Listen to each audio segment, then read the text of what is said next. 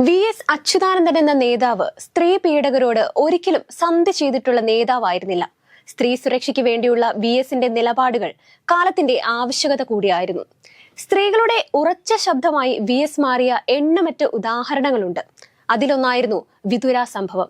1995 നടന്ന സംഭവത്തിൽ സ്വദേശിയായ അജിത എന്ന യുവതി പ്രായപൂർത്തിയാകാത്ത പെൺകുട്ടിയെ ജോലി വാഗ്ദാനം ചെയ്ത് സംസ്ഥാനത്തിന്റെ വിവിധ സ്ഥലങ്ങളിൽ എത്തിച്ച് പീഡിപ്പിക്കുകയായിരുന്നു. ഒന്നാം പ്രതി സുരേഷിനെയും ചലച്ചിത്ര താരം ജഗതി ശ്രീകുമാറിനെയും കൂടാതെ മുൻ അഡ്വക്കേറ്റ് ജനറലും മാണി കോൺഗ്രസ് നേതാവുമായ കെ.സി. പീറ്ററും കേസിൽ ഉൾപ്പെട്ടിരുന്നു. പ്രത്യേക കോടതിയിൽ വാദം നടന്നിരുന്ന കേസിൽ ആദ്യഘട്ടത്തിൽ തിരിച്ചറിയൽ പരേഡ് നടന്നിരുന്നില്ല.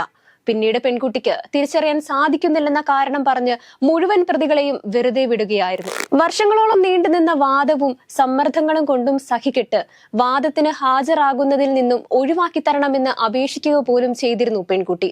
ജഗതി അടക്കമുള്ള പ്രതികൾ കുറ്റങ്ങൾ നിഷേധിക്കുകയല്ല, മറിച്ച് പെൺകുട്ടിക്ക് പ്രായപൂർത്തിയായിരുന്നോ, സമ്മതത്തോടെ ആയിരുന്നോ ബന്ധമുണ്ടായത് എന്നിങ്ങനെയുള്ള ചർച്ചകളിലൂടെ കേസ് പുരോഗമിക്കുകയാണ് ഉണ്ടായത്. രാഷ്ട്രീയ വ്യാവസായിക രംഗത്തെ പ്രമുഖരുടെ ഇടപെടലുണ്ടായ കേസിൽ എല്ലാവരും കുറ്റവിമുക്തരായതോടെ പെൺകുട്ടിക്ക് അതിക്രൂരമായി നീതി നിഷേധിക്കപ്പെട്ടു.